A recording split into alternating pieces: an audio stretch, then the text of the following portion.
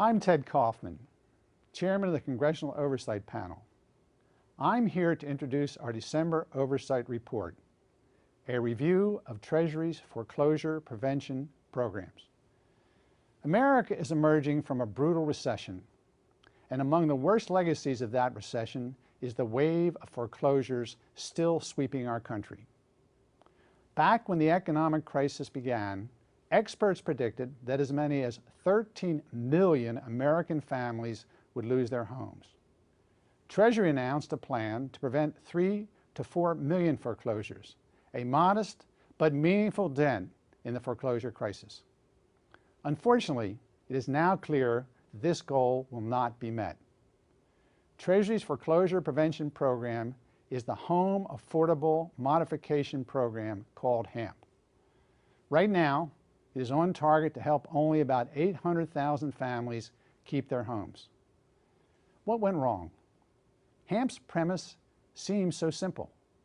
Because foreclosure allows a lender to recover only a fraction of a home's value, lenders should, in theory, prefer to reduce a borrower's payments to affordable levels. HAMP sweetened the deal by paying incentives for loan modifications. Yet even so, borrowers are overwhelmingly more likely to face foreclosure than to receive a modification. Why are so many Americans still losing their homes? A major reason is that mortgages actually involve far more than one borrower and one lender. For example, banks often hire loan servicers whose interests may sharply conflict with those of lenders and borrowers.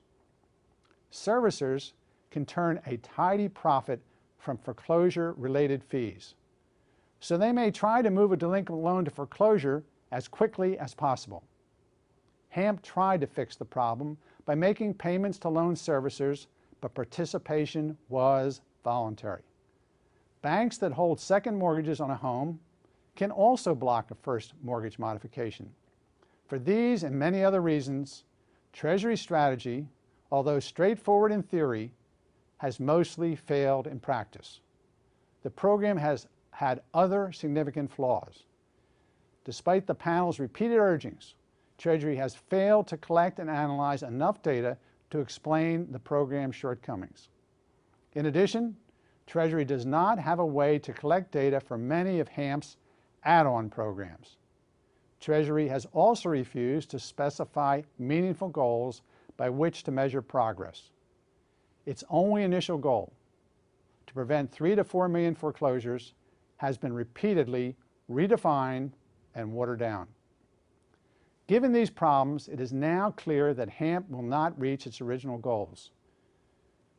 Treasury continues to state that HAMP will expend $30 billion in Troubled Asset Relief Program funding, yet the Congressional Budget Office recently estimated that all of Treasury's foreclosure programs combined will spend only $12 billion. Given the panel's cost estimates for Treasury's other foreclosure-related efforts, HAMP thus appears likely to spend only around $4 billion to prevent homeowners from losing their homes. Had Treasury recognized this fact before its crisis authority expired, it could have devoted the money to a more effective program to keep homeowners in their homes. Now that option is gone. As a result, an untold number of homeowners may go without help, all because Treasury failed to recognize HAMP's shortcomings in time. Many of the problems now plaguing HAMP are inherent in its design and cannot be fixed at this late date. But there are still things Treasury can do to help keep homeowners in their home. For instance, Treasury could enable borrowers to apply for loan modifications online.